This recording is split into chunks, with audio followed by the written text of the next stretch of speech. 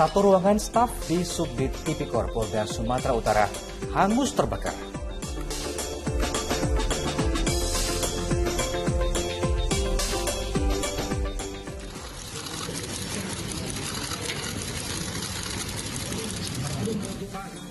Mantan Kadif Propam yang juga tersangka pembunuhan Brigadir Yosua Huta Barat, Irjen Polisi Verdi Sambo, resmi diberhentikan tidak dengan hormat usai jalani sidang kode etik.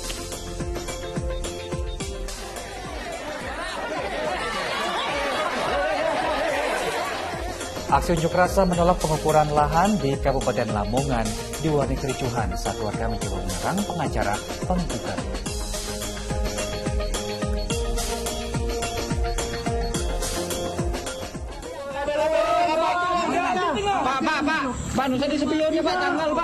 Banjir yang merendam 5 kecamatan di Kapuas Hulu, Kalimantan Barat membuat sejumlah kendaraan hanyut, termasuk mobil dinas Wakil Bupati Kapuas Hulu.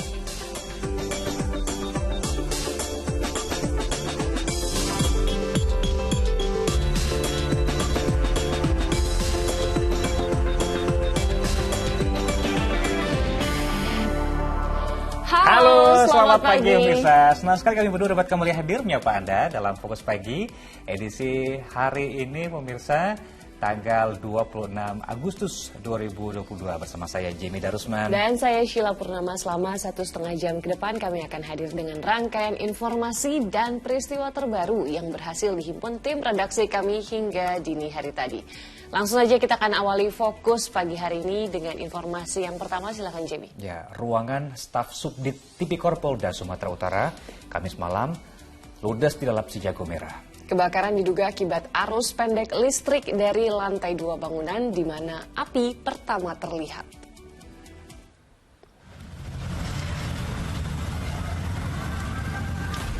Video amatir ini merekam detik-detik ruangan staf Subdit Tipikor Polda Sumatera Utara terbakar pada Kamis malam. Api nampak menyambar dari lantai 2 gedung hingga terlihat dari luar.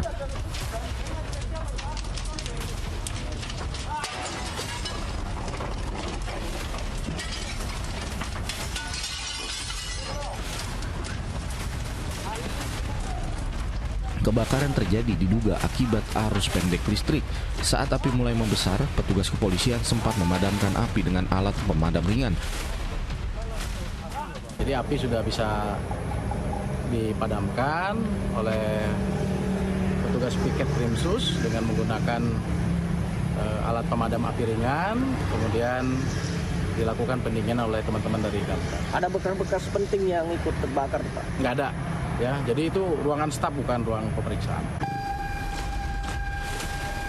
Satu ruangan di bagian depan Ditreskrimsus Polda Sumut terbakar. Meski demikian tidak ada dokumen penting yang hangus dilalap si jago merah akibat insiden kebakaran ini. Muhammad Hamdani melaporkan dari Medan, Sumatera Utara. Sementara itu kebakaran juga melanda di area permukiman padat di Pondok Kelapa, Jakarta Timur yang mengakibatkan 3 rumah hangus terbakar pada Kamis siang. Nah, menjelang sore hari api mengamuk di Jalan Bima, Tegal Alur, Jakarta Barat hingga meludeskan 1 unit bangunan rumah.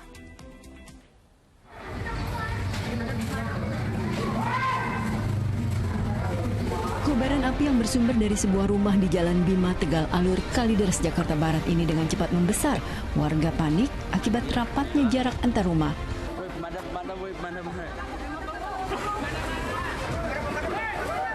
Petugas pemadam kebakaran yang tiba di lokasi langsung melokalisir area yang terbakar.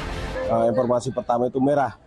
Namun alhamdulillah berkat kesiapan daripada anggota kita bisa dilokalisir sehingga yang terbakar hanya 1 rumah.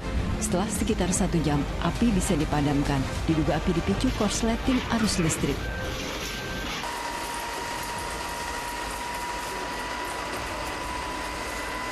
Kebakaran juga melanda kawasan permukiman padat di sekitar TPU Pondok Kelapa, Jakarta Timur Kamis siang. Banyaknya bangunan semi permanen membuat petugas langsung melokalisir kebakaran agar api tidak meluas. Namun sedikitnya 3 rumah hangus terbakar. Petugas mengaku sempat kesulitan memadamkan api. Jalan sempit, sangat sempit sekali.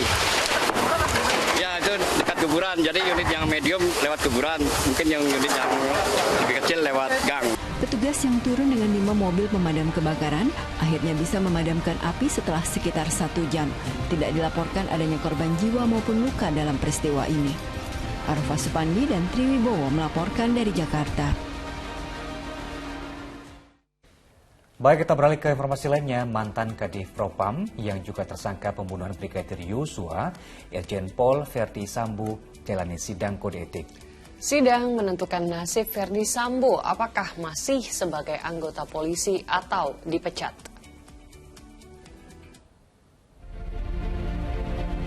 Sidang Komisi Kode Etik untuk tersangka pembunuhan Brigadir Joshua Huta Barat, Irjen Pol Verdi Sambo, dimulai sekitar pukul 9.30 Kamis pagi. Sidang yang digelar di Gedung Transnasional Crime Center Mabes Polri itu dipimpin oleh Kaba Intelkam Komjen Pol Ahmad Doviri. Selain itu, sejumlah perwira tinggi Polri juga hadir, seperti Irwasum Polri Komjen Pol Agung Budi Marioto, Kadif Propam Irjen Pol Syahar Diantoni, Kompolnas, serta Gubernur PT IKA. Selain memeriksa Verdi Sambo, sidang kode etik juga mendengarkan keterangan dari 15 orang saksi, diantaranya Bribka RR, Kuat Ma'ruf, dan Barada E yang memberikan keterangan melalui virtual. Dilaksanakan sidang kode etik dengan terperiksa Irjen Pol FS. Yang bersangkutan hadir di sini, kemudian pimpinan sidang, Pak Kepala Badan Intelijen, dugaan pelanggarannya terkait menyangkut masalah ketidakprofesionalannya di dalam melaksanakan olah TKP, kemudian juga terkait menyangkut masalah skenario yang dibuat ya di peristiwa pidana Duren 3. Irjen Pol Verdi Sambo menjalani pemeriksaan oleh Komisi Etik setelah 15 saksi rampung diperiksa. Komisi Etik nantinya akan menentukan nasib mantan Kadif Propam itu, apakah masih sebagai anggota Polri atau diberhentikan tidak dengan hormat atau PTDH. Tim Liputan melaporkan. Irjen Pol Verdi Sambo resmi dipecat dari institusi Polri. Ya, keputusan tersebut merupakan hasil putusan dari sidang Komisi Kode Etik Polri yang memberikan 2 sanksi terhadap Sambo, yakni sanksi etika dan juga sanksi administratif. Nah, ini atas keputusan tersebut Verdi Sambo mengajukan banding. Sanksi yang dijatuhkan yang pertama adalah sanksi etika, yaitu perilaku pelanggar dinyatakan sebagai perbuatan tercela. Yang kedua, sanksi administratif berupa yang pertama penempatan dalam tempat khusus selama 21 hari. Tentunya yang bersangkutan sudah menjalani patsus, ya tinggal nanti sisanya. Dan yang kedua adalah pemberhentian tidak dengan hormat atau PTDH sebagai anggota Polri. Ya, meskipun yang bersangkutan mengajukan banding, ini merupakan hak yang bersangkutan. Yang bersangkutan sesuai dengan pasal 69 dikasih kesempatan untuk menyampaikan banding secara tertulis 3 hari kerja. Selanjutnya mekanismenya sesuai dengan pasal 69. Nanti untuk sekretaris KKEP banding yang dalam waktu jangka 21 hari akan memutuskan ya keputusannya. Ya, apakah keputusannya tersebut sama dengan keputusan yang disampaikan pada hari ini atau ada perubahan? Nah, dalam berlangsungnya sidang kode etik yang berlangsung kemarin ya, ada pula yang turut menarik perhatian publik, yakni ada secarik surat yang ditulis tangan sendiri oleh Irjen Pol Verdi Sambo beredar luas di jagat maya. Dalam surat mantan Kadif Propam itu berisi ucapan permohonan maaf, penyesalan hingga kesiapannya bertanggung jawab dalam kasus pembunuhan Brigadir Yosua. Ya, inilah surat yang ditulis tangan oleh Irjen Pol Verdi Sambo. Berisi permohonan maaf dan penyesalan mendalam yang ditujukan kepada rekan-rekan dan para seniornya atas dampak yang muncul terkait perbuatannya. Verdi Sambo juga menyatakan siap menjalankan setiap konsekuensi hukum yang berlaku serta menerima tanggung jawab dan menanggung seluruh akibat hukum yang dilimpahkan kepada senior dan rekan-rekan yang terdampak. Pada alinea terakhir, Sambo berharap rasa penyesalan dan permohonan maafnya dapat diterima dengan terbuka dan siap jalani proses hukum dengan baik, sehingga mendapatkan keputusan yang membawa rasa keadilan bagi semua pihak.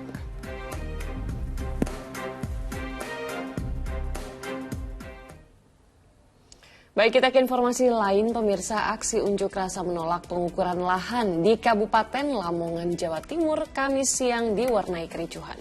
Warga meluapkan emosinya kepada pengacara penggugat karena dianggap tak mendapati kesepakatan terkait kedatangan ke lokasi sengketa.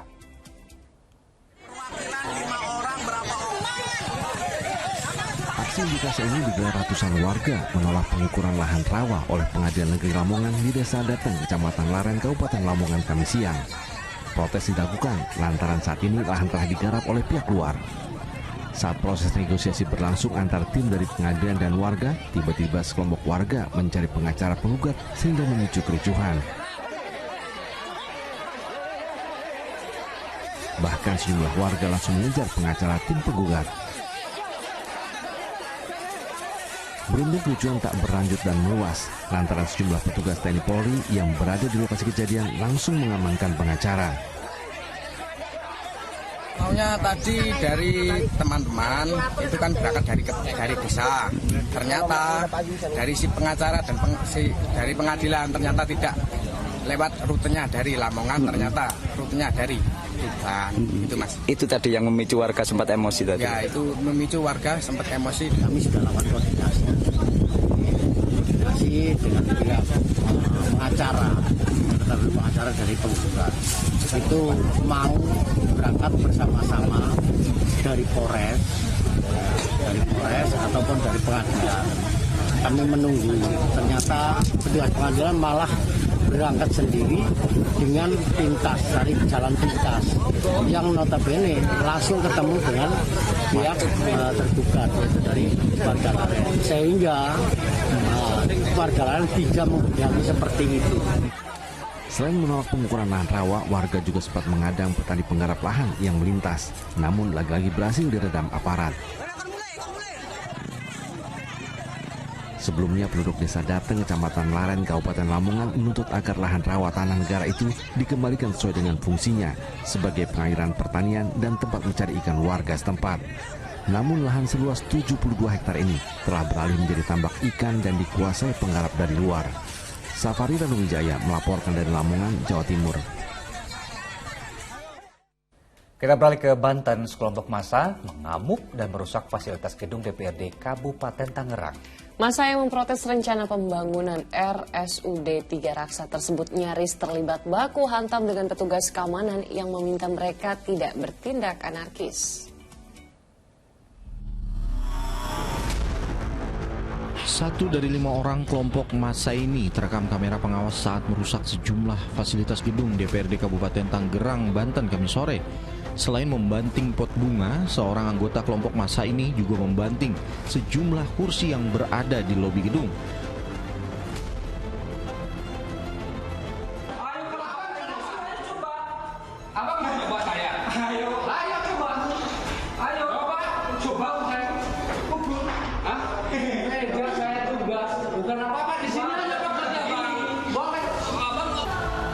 Bahkan aksi baku hantam antara kelompok massa dengan petugas keamanan gedung nyaris terjadi saat petugas meminta mereka tidak melakukan pengerusakan. Diduga protes yang disampaikan dipicu karena aduan mereka terkait penolakan rencana pembangunan RSUD 3 Raksa belum ditanggapi DPRD Kabupaten Tangerang. Sudah tahu apa saja yang menjadi permasalahan menurut kawan-kawan gitu ya, yang sudah tersampaikan, dan kami juga sedang mencari waktu untuk menjadwalkan kembali tindak lanjut dari hearing yang sudah dilakukan kemarin. Aksi pengerusakan fasilitas gedung ini rencananya akan dilaporkan ke Polresta Tangerang untuk diproses hukum.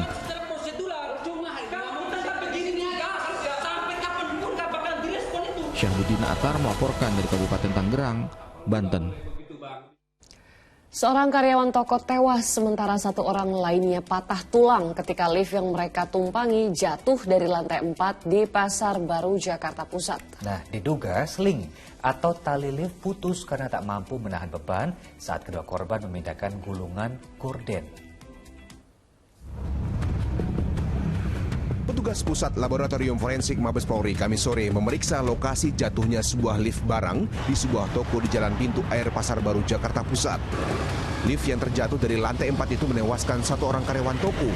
Sementara satu korban lain mengalami patah pinggang dan kini masih menjalani perawatan di rumah sakit. Diduga lift terjatuh karena kelebihan beban saat kedua korban tengah memindahkan gulungan gorden dalam jumlah banyak. Jatuh dari lantai 4 ke lantai 1. Untuk penyebabnya masih diperiksa puslapor. Kemudian untuk korban satu perawatan, satu meninggal dunia. Guna memastikan penyebab pasti jatuhnya lift, polisi menyelidiki apakah ada unsur kelalaian atau karena kondisi lift yang memang sudah tak layak pakai. Don Vito Samarta melaporkan dari Jakarta. Masih dari ibu kota, pemirsa, warung penjual miras atau minuman keras berkedok toko kelontong di kawasan Pondokopi digerebek aparat Polsek Duren Sawit, Jakarta Timur. Ratusan botol minuman keras berbagai merek dibawa ke Mapolsek Duren Sawit untuk dimusnahkan. Tim Busar Polsek Duren Sawit, Jakarta Timur menggerebek penjual minuman keras berkedok warung kelontong di Jalan Bina Karya Pondokopi Duren Sawit, Jakarta Timur. Meski sempat berkilah, namun petugas menemukan sejumlah kardus minuman keras dengan kadar alkohol di atas 15% di dalam kamar. Penggerebekan ini dilakukan setelah adanya laporan warga yang resah dengan penjualan miras di lingkungan mereka.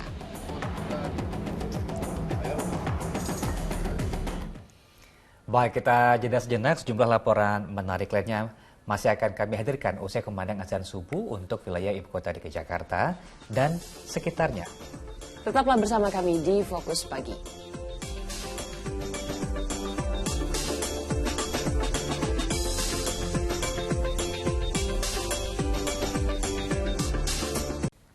Selamat tunaikan ibadah sholat subuh untuk warga DKI Jakarta dan sekitarnya. Kita akan lanjutkan informasi pagi hari ini, pemirsa. Aparat Satuan Polisi Pamong Praja melakukan sterilisasi trotoar di kawasan Senen, Jakarta Pusat dari pedagang kaki lima dan sepeda motor yang parkir sembarangan. Hasilnya, sejumlah kendaraan roda 2 yang kedapatan parkir di trotoar dikenakan sanksi tilang oleh aparat kepolisian.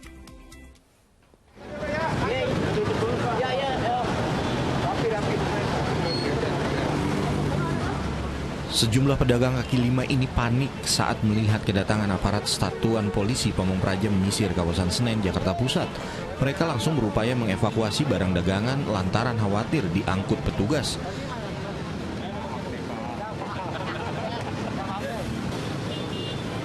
Meski kedapatan melanggar aturan, petugas hanya memberikan himbauan tanpa memberikan sanksi apapun kepada para pedagang.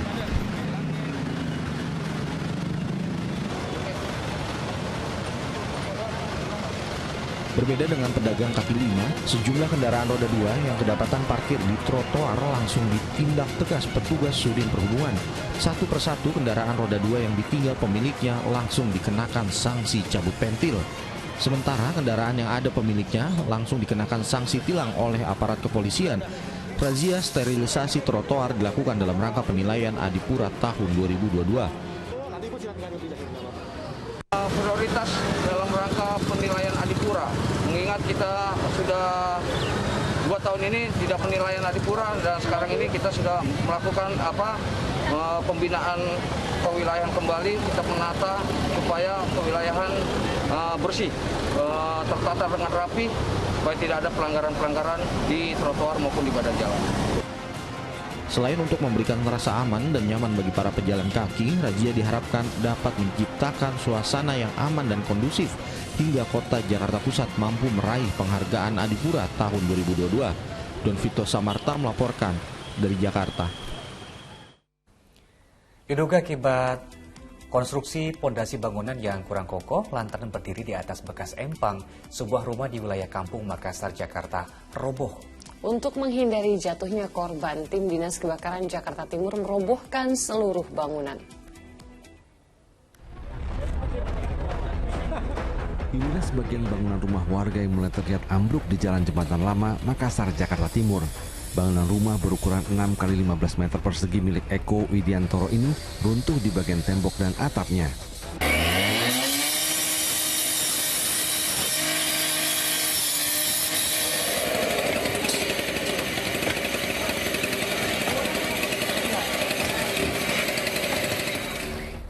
Sejumlah personil Damkar Jakarta Timur dibantu petugas PPSU memotong besi-besi bekas tiang beton yang berserakan di atas puing-puing bangunan. Tim Sudin Damkar terpaksa merobohkan seluruh bangunan agar tidak membahayakan. Meski tak ada korban, namun sebagian harta benda pemilik rumah ada yang tertimbun reruntuhan bangunan. Diduga, bangunan rumah ini roboh karena pondasi yang tak kokoh dan bangunan berdiri di atas lahan bekas empang. Sekarang lagi proses ini pembongkaran, mungkin ada barang-barang yang belum saya ambil. Mau saya cari dulu kayak STNK, KTP. Pak Lurah pulang? Nggak sempat kemarin untuk memakai barang-barang itu? Nggak sempat Pak, saya lagi kerja di BSD. Pulang ke sini udah dikabarin, udah lumpuh. Tapi itu emang bangunan yang nggak kokoh apa gimana sih? Ya, kemungkinan bangunannya nggak kokoh, kurang ya. Sebelum roboh, keretakan pada tembok rumah sudah terlihat pada Sabtu pekan lalu. Penghuni yang khawatir akan roboh langsung mengosongkan rumah dan menyelamatkan harta bendanya. Kini untuk sementara keluarga Eko mengungsi ke rumah orang tuanya yang tak jauh dari lokasi. Triwibo melaporkan dari Jakarta. Dari ibu kota kita beralih ke Kalimantan Barat. Pemirsa, banjir merendam 5 kecamatan di Kapuas Hulu. Luapan banjir berdampak pada ratusan kepala keluarga dan memutus sejumlah akses jalan termasuk mobil dinas Wakil Bupati Kapuas yang hanyut.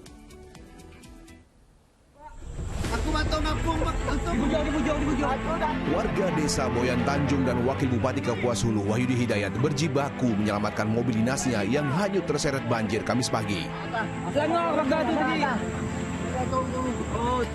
Saat itu, mobil rombongan Wakil Bupati mencoba melintasi jalan desa Boyan Tanjung, Kapuas Hulu, Kalimantan Barat untuk meninjau banjir. Namun tak disangka, debit air terlalu tinggi.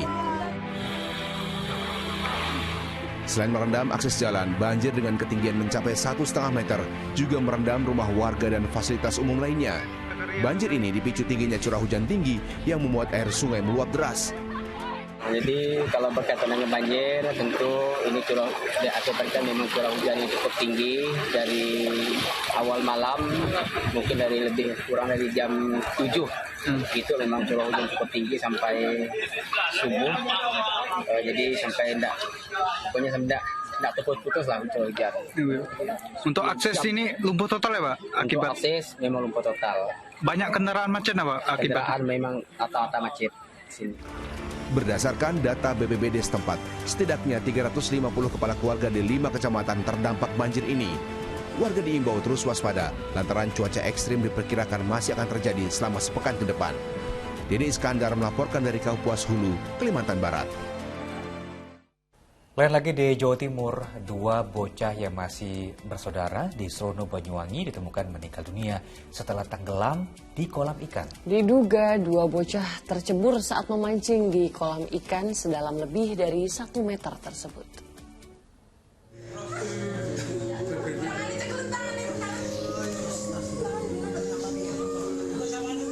Keluarga dan petugas TNI di Desa Rejo Agung, Srono, Banyuwangi mencoba memberikan pertolongan pada Kavin Abdillah, bocah balita berusia 5 tahun setelah diketahui tenggelam di kolam ikan.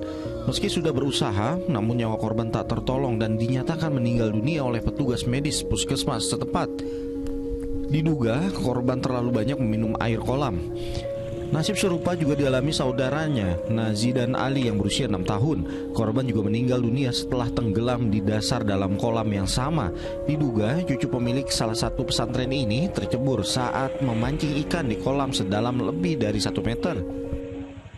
Kemungkinan demikian Mas, yang satu mungkin tercebur, yang satu berusaha menolong karena itu masih anak-anak, sehingga keduanya juga tercebur, sehingga tidak dimungkinkan tidak bisa berenang. Setelah itu ditemukan oleh saksi yang kebetulan santri yang akan membuang sampah ke belakang, ditemukan yang satu mengapung di permukaan air, yang satu sudah tenggelam. Pihak keluarga menolak untuk dilakukan otopsi sehingga kedua korban langsung dimakamkan di TPU setempat. Taufik Ferdiansyah melaporkan dari Banyuwangi, Jawa Timur. Kita kembali ke informasi terkait kebakaran di mana sebuah gudang penyimpanan puluhan ton kopra atau bahan baku pembuatan minyak kelapa ludes dilalap si jago merah. Ya, selain bangunan gudang, kebakaran juga menghanguskan sebuah mobil dengan kerugian yang taksir mencapai ratusan juta rupiah. Gudang penyimpanan kopra di Jalan Penjahitan Kelurahan Gundudopi, Kota Kendari, Sulawesi Tenggara, Kamis malam ludes terbakar. Bahan material bangunan yang mudah terbakar ditambah dengan puluhan ton kopra yang ada di dalam bangunan membuat api dengan cepat membesar. Petugas pemadam sempat kewalahan untuk menjinakkan api karena 4 unit mobil damkar yang diturunkan beberapa kali kehabisan air. Kebakaran juga menghanguskan mobil mewah yang terparkir di dekat gudang.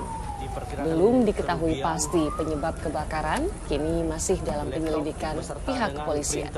Dan 1 buah mobil Pajero. Cara pemadamannya ini karena kopra jadi berminyak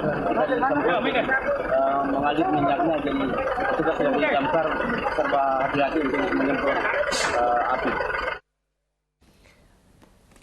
Sementara di Lampung Selatan, satu rumah dan kios di Kecamatan Kalianda juga hangus terbakar.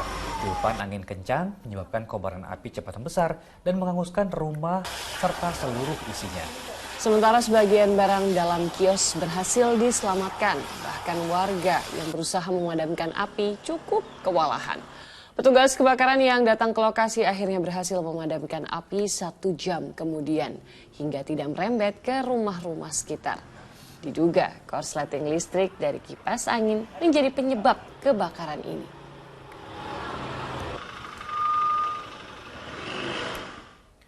Di informasi lainnya, lahan seluas 1 hektar yang berada di Kecamatan Indralaya Utara, Kabupaten OI, Sumatera Selatan terbakar. Kencangnya hembusan angin serta banyaknya ilalang kering membuat api terus membesar. Bahkan api nyaris mendekati permukiman penduduk dan sebuah sekolah.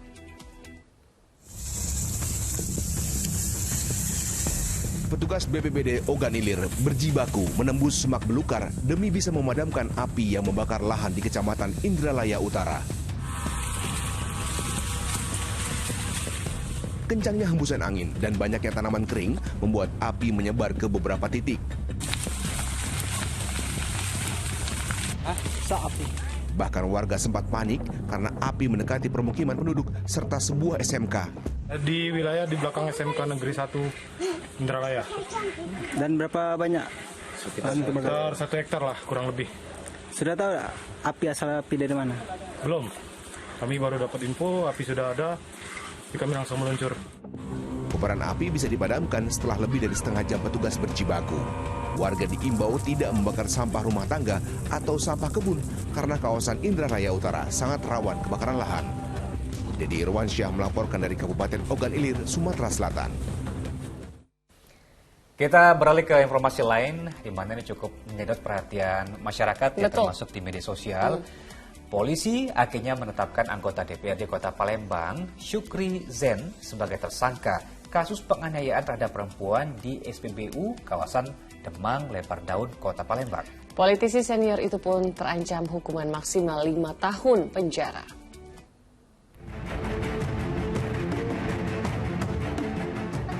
Politisi senior M. Syukri Zen tiba di Mapolrestabes Palembang usai ditetapkan menjadi tersangka pemukulan seorang perempuan di SPBU Demang Lebar Daun, Palembang. Anggota DPRD Kota Palembang dari fraksi Gerindra ini tak bisa mengelak lagi sebab penyidik sudah memiliki sejumlah bukti dan keterangan saksi mata. Tersangka pun terancam hukuman maksimal 5 tahun penjara. Bang, statusnya gimana Bang? Sudah untuk tersangka tadi malam kita lakukan penangkapan terhadap yang bersangkutan. Nah, kemudian saat ini sudah dalam proses pemeriksaan terhadap tersangka.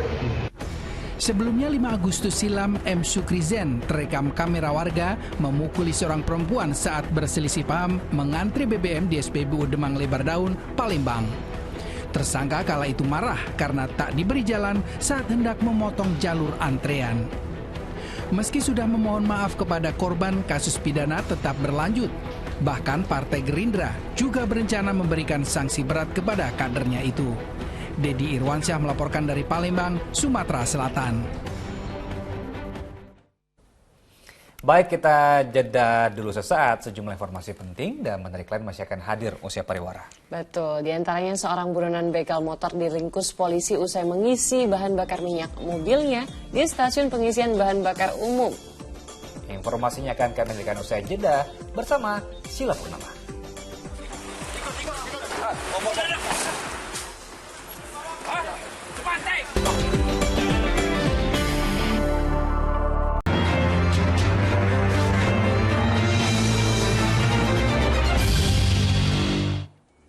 Kembali bersama kami di Fokus Pagi. Pemirsa, sesosok mayat pria tanpa identitas ditemukan mengambang di aliran banjir Kanal Barat, tepatnya di kawasan Tanjung Duren, Jakarta Barat.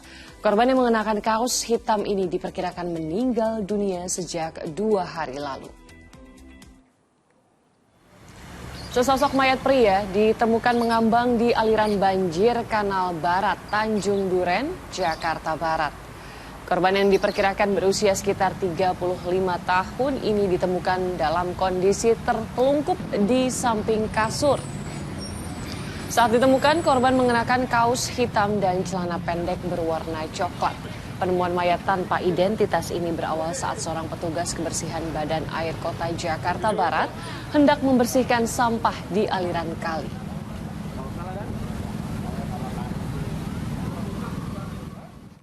Sementara itu, seorang pria yang berprofesi sebagai guru ditemukan tidak bernyawa di pinggir hutan di Ngawi.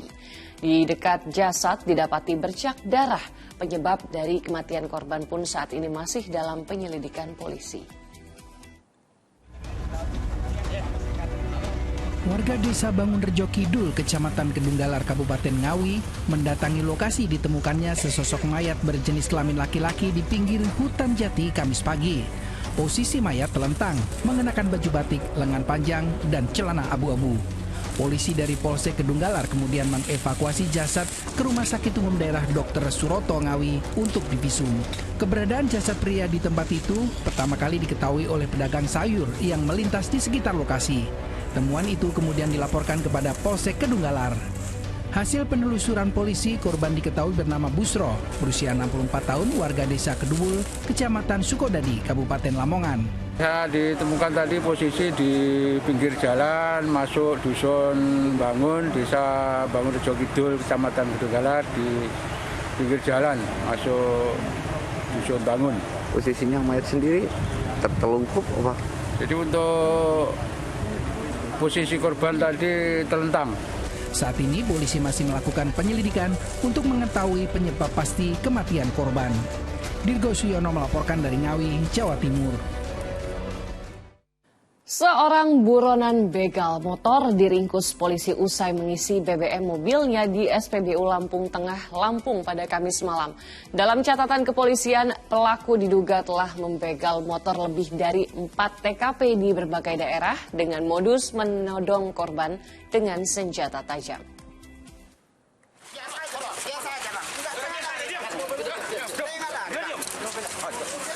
Penyergapan terhadap pelaku begal motor ini dilakukan aparat Polres Lampung Tengah di area sebuah SPBU di Jalan Lintas Sumatera Terbanggi Besar, Lampung Tengah, Lampung, Kamis malam. Faisal berusia 34 tahun tak berkutik ketika diringkus sesaat setelah mengisi BBM mobil miliknya. Polisi tidak menemukan barang bukti apapun ketika menggeledah mobil dan pakaian pelaku yang diduga telah beraksi di lebih dari 4 TKP di sejumlah daerah di Lampung. Kendati demikian, pria warga Bumi Ratu Nuban, Kecamatan Bumi Ratu, Lampung Tengah ini selanjutnya dibawa ke kantor polisi guna penyelidikan. Untuk tersangka FL memang spesialis pelaku 365 atau penjualan kekerasan yang melaksanakan aksinya di berbagai TKP, ya, berbagai daerah, yaitu dengan menodongkan senjata tajam kepada korban, sehingga korban itu takut dan tersangka tersebut mengambil barang-barang berharga seperti HP, motornya, dompet, dan lain-lain. Dalam catatan kepolisian kepolisian, pelaku setiap beraksi ditemani rekannya yang masih buron bernama Hendra. Modusnya, pelaku mengadang motor korban di tempat sepi dan merampas seluruh harta benda korban dengan ancaman senjata tajam. Aris Susanto melaporkan dari Lampung Tengah, Lampung. Dua penjamret di Bangkalan, Jawa Timur nyaris tewas jadi sasaran amukan massa. Sempat terjadi aksi kejar-kejaran dengan mobil paman korban sebelum keduanya dapat diringkus warga.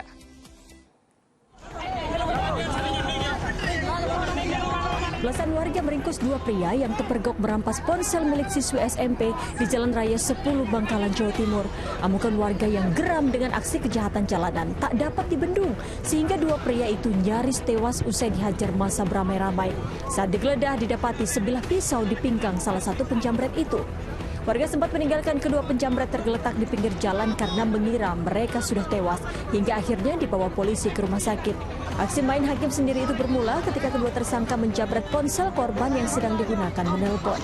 Tiba-tiba datang tersangka dengan motor, lalu berpura-pura menanyakan sebuah alamat. Tidak lama tersangka dengan inisial MT ini merebut perampas handphone tersebut lalu lari. Paman korban yang mengetahui aksi penjambretan itu lalu mengejar dan berhasil mengadang kedua tersangka. Warga yang mengetahui perbuatan kedua pria itu lantas meringkusnya. Seorang tersangka kini ditahan di Mapolres Bangkalan, sementara temannya yang mengalami luka parah masih dalam perawatan di Rumah Sakit Umum Daerah Bangkalan. Salina Wali melaporkan dari Bangkalan, Jawa Timur. Kita kembali ke ibu kota. Aksi penjamretan kian meresahkan warga. Di Cakung, Jakarta Timur, seorang pria lansia dijamret saat asyik bermain ponsel di depan warung. Sedangkan di kota Medan, Sumatera Utara, kalung milik seorang wanita yang sedang berjalan kaki menjadi sasaran jambret.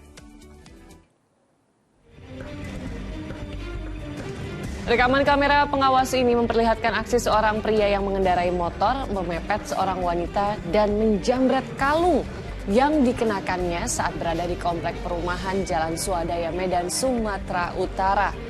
Meski sempat berupaya mengejar, namun pelaku langsung tancap gas. Polisi yang mendapatkan laporan usai kejadian akhirnya mengamankan pelaku beberapa hari usai kejadian. Ternyata pelaku telah mengintai korban dan menjamretnya saat suasana sepi. Kalung itu dijual tersangka untuk ongkos pergi ke Malaysia dan kini pelaku terancam kurungan 5 tahun penjara. Motif pelaku melakukan perbuatan tersebut membutuhkan uang untuk berangkat ke Malaysia. Artinya pelaku modusnya seperti apa, Pak? Pelaku modusnya diikuti korban dari belakang di tempat yang sepi karena ada kesempatan pelaku langsung melakukan perbuatan percobaan pencurian. Sementara itu pria ini tengah asyik duduk sambil bermain ponsel di depan sebuah warung ketika dua pria berboncengan motor melintas di Jalan Raya Penggilingan Cakung, Jakarta Timur pada Selasa dini hari. Tak disangka keduanya adalah kawanan penjamret yang sedang mencari mangsa. Ketika salah satu pelaku kembali dengan berjalan kaki lalu merebut ponsel dari tangan korban. Meski berupaya mengejar namun pelaku kabur menggunakan sepeda motornya. Aksi penjamretan ini pun di kawasan ini telah meresahkan masyarakat karena kerap kali terjadi. Kesal dengan aksi pencurian kayu yang kerap terjadi, warga di Madiun, Jawa Timur beramai-ramai menghentikan sebuah mobil di kawasan hutan dan menangkap 3 orang terduga pencuri. Dari dalam mobil ditemukan gergaji mesin yang diyakini hendak digunakan untuk memotong kayu curian. Sejumlah warga yang kesal ini mengadang mobil minibus diduga milik pencuri kayu jati di kawasan Hutan Jati Resort Pemangkuan Hutan atau RPH Tambak Merang. Sementara sebuah mobil bak terbuka di depannya yang memuat potongan kayu berhasil kabur bersama 3 orang di dalamnya. Pengadangan di kawasan hutan milik BKPH Dagangan Desa Kradinan Kecamatan Dolopo, Madiun ini dilakukan lantaran pencurian kayu jati marak terjadi di kawasan itu. 3 pria di dalam mobil awalnya mengaku sebagai pencari ubi, namun saat digeledah ditemukan sebuah gergaji kayu mesin di dalam mobil. Beruntung para pelaku tak sampai dipukuli warga lantaran polisi yang mendapat laporan segera tiba di lokasi kejadian. pengamanan pelaku tersebut, kita mendapati bahwa 3 pelaku ini sedang melakukan penebangan liar di daerah tersebut. Dari yang kita amankan di TKP, ada mobil Xenia putih, gergaji mesin, meteran, dan 11 potongan kayu jati. Dari pemeriksaan sementara terungkap, kayu jati yang sempat dilarikan rencananya akan dijual kepada warga di wilayah Caruban, Madiun. Dirgo Suyono melaporkan dari Madiun, Jawa Timur. Kita ke informasi lain pemirsa, positif mengonsumsi narkoba jenis sabu-sabu, 5 oknum anggota polisi dari Resor Pacitan, Jawa Timur ditahan. Sementara setelah dinyatakan positif menggunakan narkoba jenis sabu-sabu, mantan Kapolsek Sukodono beserta 2 anggotanya yang kedapatan menggunakan narkoba kini ditahan oleh Bidang Propam Polda Jawa Timur. Penahanan atau penempatan khusus di bidang Propam ini dilakukan untuk mendalami kasus narkoba tersebut hingga bidang Propam bisa menentukan status pelanggaran yang dilakukan ketiga oknum polisi. Apakah masuk pelanggaran kode etik atau pidana umum? Dari hasil pemeriksaan yang dilakukan bidang Propam Polda Jatim diketahui jika narkoba yang mereka gunakan dibeli oleh Aibtu BS seharga Rp500.000 dari seorang pengedar. Nanti kita tunggu hasil pemeriksaan daripada Bidpropam. Ya, kita masih menunggu. Kalau sudah selesai pemeriksaan dari Propam, kemudian nanti semuanya sudah berkas perkaranya sudah lengkap, nanti akan kita sampaikan kembali kepada rekan-rekan seperti apa sih proses penanganan daripada Kapolsek Sukodono ini, ex Kapolsek Sukodono ini. Sementara itu petugas dari Paminal Polda Jatim bersama Propam Polres Pacitan langsung melakukan penggeledahan di rumah Aibtu AR di Kelurahan Mangkujayan, Ponorogo, dan dari rumah anggota Samapta Polres Pacitan ini polisi menyita sabu-sabu seberat 571 gram. Guna proses pemeriksaan, Aibtu AR dibawa ke Polda Jatim.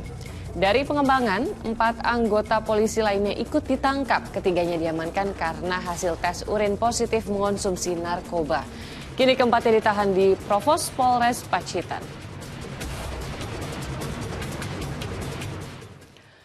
Kasus perundungan pelajar oleh sekelompok pelajar lain kembali terjadi hingga menyebabkan korbannya babak belur karena dikeroyok. Informasi selengkapnya kami hadirkan usai jeda bersama Jamie Darusman. Tetap di Fokus Pagi.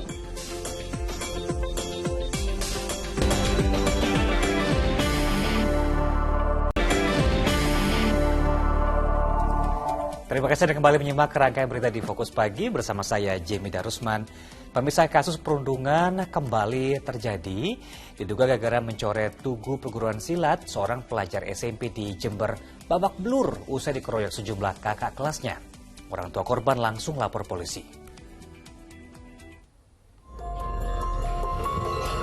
Ade hari Kamis kemarin belum bisa bersekolah dan hanya terbaring lemah di rumahnya di kawasan Cantikan, Jember. Siswa kelas 8 SMP Negeri 12 Jember ini tak berdaya usai dikeroyok sejumlah kakak kelasnya. Aksi perundungan terjadi tak jauh dari sekolah saat korban dalam perjalanan pulang. Aksi kekerasan diduga dipicu persoalan sepele, di mana korban dituduh mencoret tugu salah satu perguruan silat. Korban dikeroyok hingga menderita sejumlah luka lebam dan mengalami sesak napas. Ibu korban khawatir putranya mengalami trauma. Kemarin kondisinya itu anaknya tidak bisa bernapas. Soalnya kan sininya ditendang, terus tangannya juga mungkin habis dibeluntir itu di gang itu. Ada yang sampai berdarah mungkin? Mulutnya sempat berdarah. Itu dikeroyok atau gimana Bu Ciri? Dikeroyok sama katanya 4 orang. Sesama pelajar juga? Sama pelajar juga. Tapi sudah periksa ke rumah sakit, visum mungkin? Sudah, tapi masih belum ketemu hasilnya.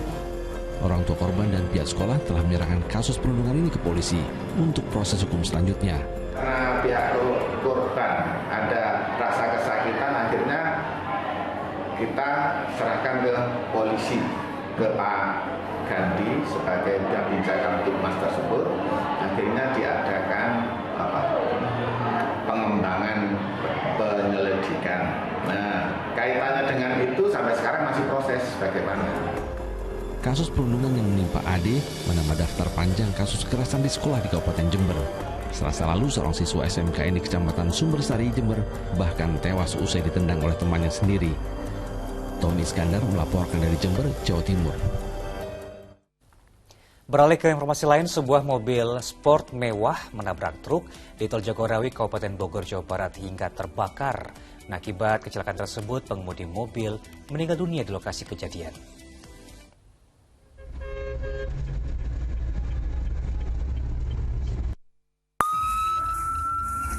Sebuah mobil sport mewah terbakar hebat usai menabrak truk tronton yang mengangkut pakan ayam di Tol Jagorawi, Kabupaten Bogor, Kamis malam.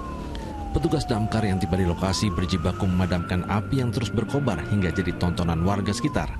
Api baru bisa dijinakkan setelah 5 unit mobil pemadam kebakaran tiba di lokasi kejadian. Setelah padam, petugas menemukan mayat penumpang mobil yang ikut hangus di dalam kendaraan. Dari arah Jakarta menuju Ciawi di kilometer 42.800, kendaraan Porsche yang melaju diduga dengan kecepatan tinggi menabrak belakang truk tronton sehingga terjadi laka lantas. Setelah itu timbul percikan api di dalam mobil tersebut sehingga terjadi kebakaran. Usai dievakuasi, identitas korban kecelakaan diketahui bernama Kevin Luslianto asal kota Samarinda. Evakuasi berlangsung dramatis karena korban dan kendaraannya terjepit di antara badan truk tronton hingga menyulitkan petugas. Jenazah korban langsung dibawa ke Rumah Sakit Umum Daerah Ciawi untuk diautopsi. Asep Solihin melaporkan dari Kabupaten Bogor, Jawa Barat.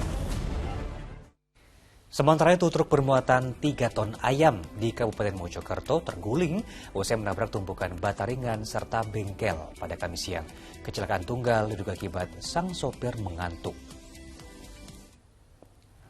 Kecelakaan tunggal ini terjadi di Jalan Raya Desa Windorejo, Kecamatan Kutorejo, Kabupaten Mojokerto pada Kamis siang. Seluruh muatan truk berupa keranjang berisi ayam tumpah dan memenuhi sebagian badan jalan. Selain sopir, kernet truk juga mengalami luka-luka karena benturan keras dan sempat terjepit badan truk akibat kecelakaan tunggal ini. Insiden ini juga mengakibatkan ratusan ayam stres dan mati. Diduga kecelakaan terjadi lantaran sopir mengantuk hingga hilang kendali dan menabrak tumpukan bata ringan dan pintu bengkel. Tiba-tiba nabrak oleng gitu. Oleng gitu ya? Mungkin posisi sopirnya ngantuk. Oh gitu. Dari arah timur Pak ya? Dari arah timur. Ada berapa orang tadi di dalam truk? 2 orang. Terus kondisinya gimana? Sama laki-laki. Yang perempuan tadi kejepit kabin. Terus kondisinya gimana? Tidak apa-apa, cuma sudah dibawa ke rumah sakit. Sudah dibawa ke rumah sakit? Ya.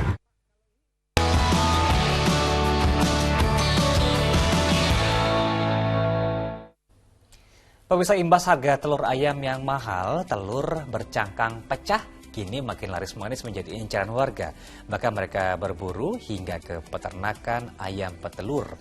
Harga per butir telur pecah dijual Rp1.000. Harga telur di ibu kota terus naik hingga menyentuh angka Rp31.000 per kilogram. Hal itu membuat warga kini beralih ke telur pecah atau retak yang biasanya tak laris dijual. Seperti yang terpantau di Pasar Kebayoran Lama, Jakarta Selatan, untuk menyelamatkan omset yang turun drastis, pedagang kini menjual telur dengan kondisi tak sempurna itu seharga Rp1.000 per butir. Sementara telur dengan kondisi baik dijual Rp2.400 per butir.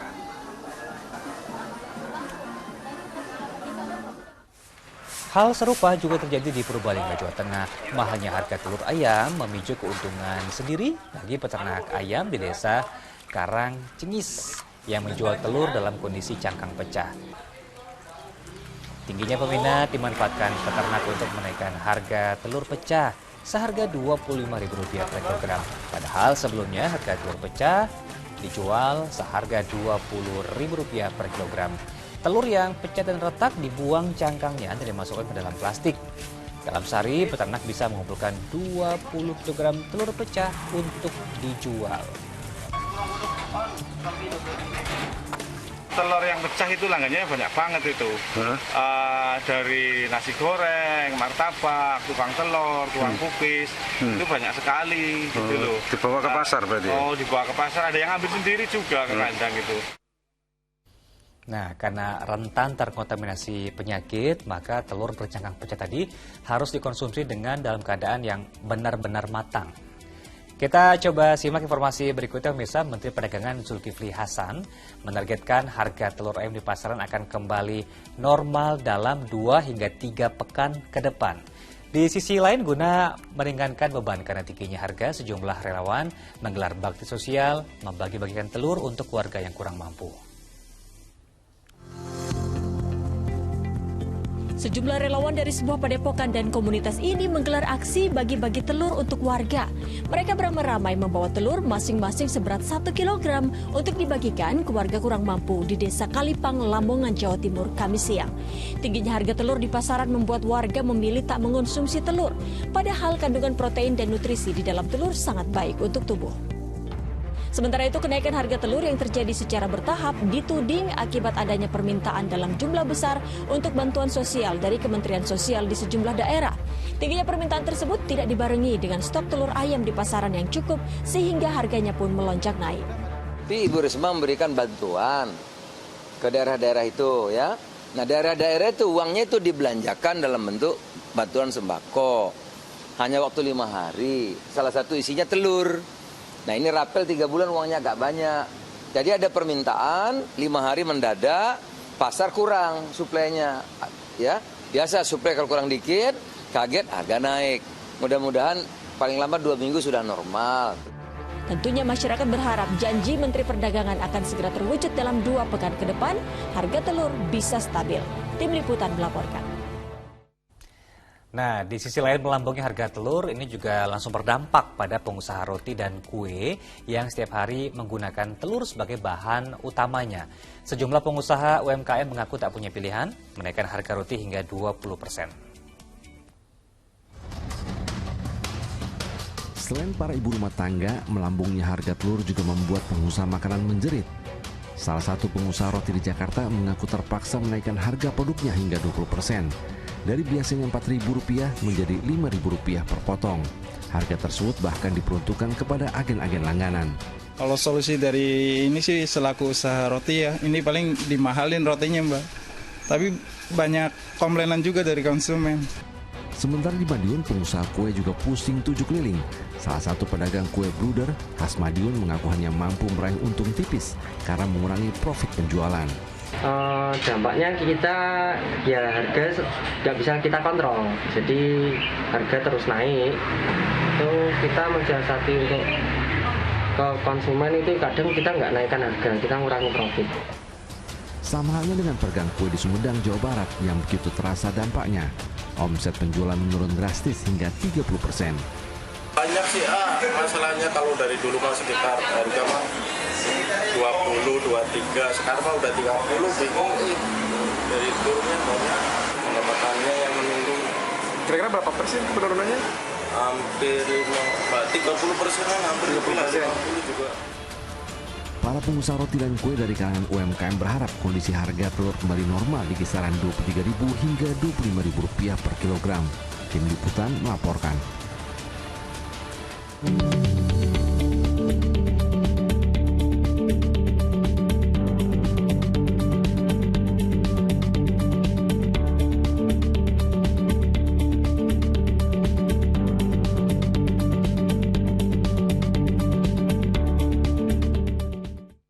Dan pemirsa, kita jeda lagi sejenak. Sejumlah informasi penting dan menarik lain masih akan hadir usai pariwara.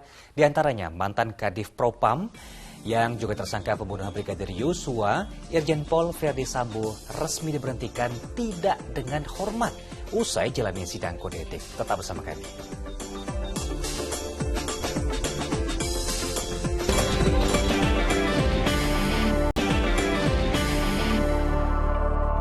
Terima kasih Anda kembali di Fokus Pagi bersama saya Jamie Darusman. Dan saya Sheila Purnama. Kita lanjutkan informasi pagi hari ini pemirsa. Kasus tewasnya Brigadir Yosua memasuki babak baru.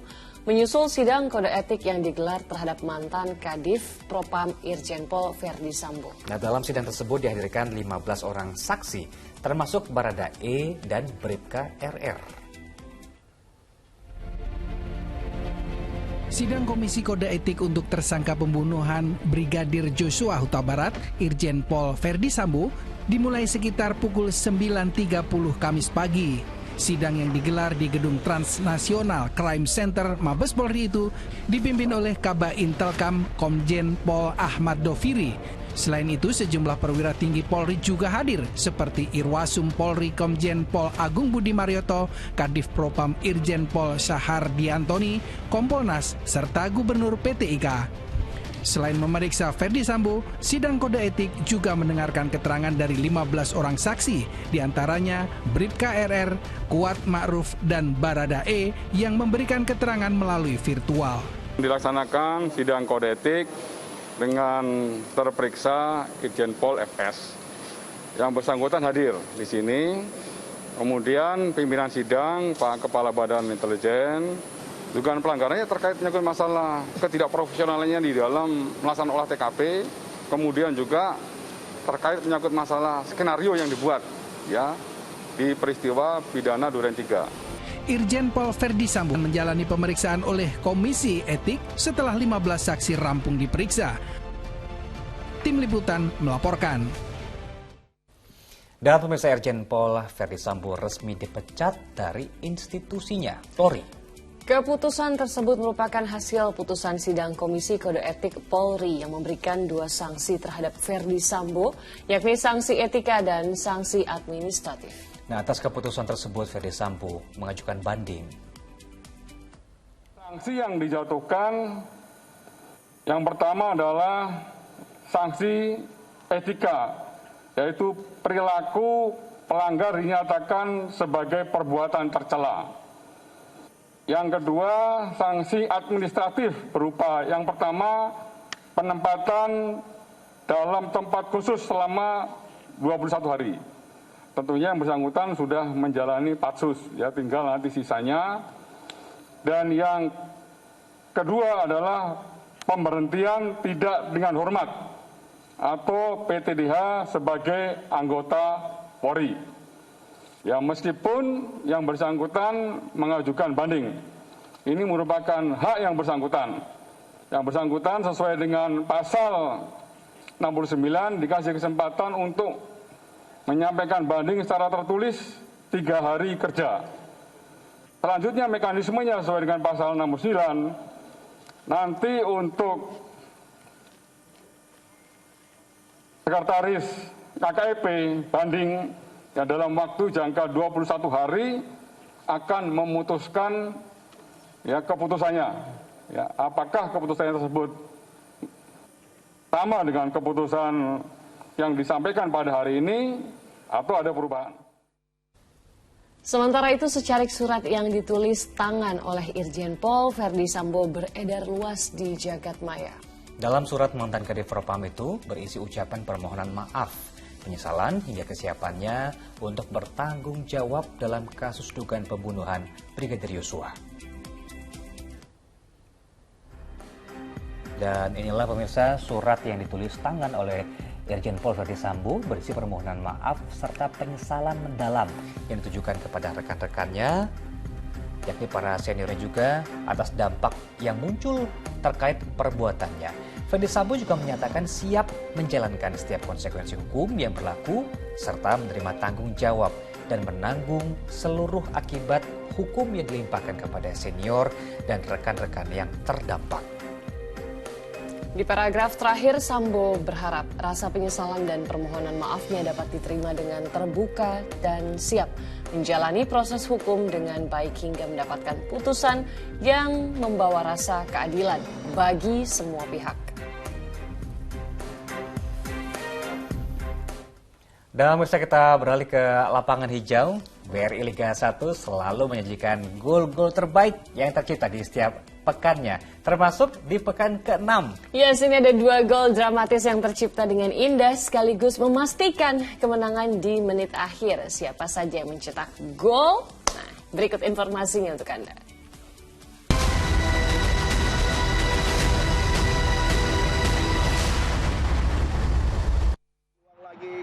Muhammad Supriyadi, Marcelino Ferdinand. Tendangan keras Marcelino Ferdinand di detik-detik akhir laga berhasil menghujam deras masuk ke gawang PSIS Semarang. Gol itu dirayakan sangat emosional karena berhasil membawa Persebaya mengemas kemenangan kedua di laga kandang.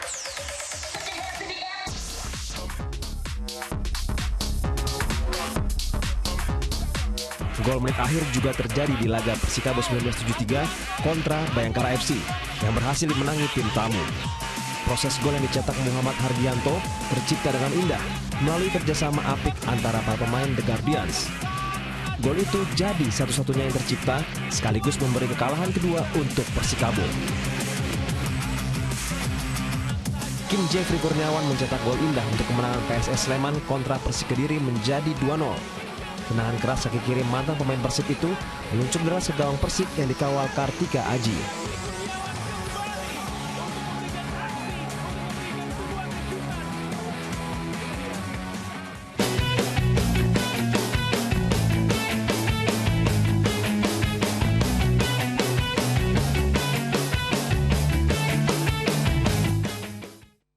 Pemirsa, suasana bahagia menyelimuti keluarga Presiden Joko Widodo dan Ibu Iriana Jokowi yang menyambut kelahiran cucu kelima mereka Kamis pagi di Rumah Sakit Pondok Indah, Jakarta.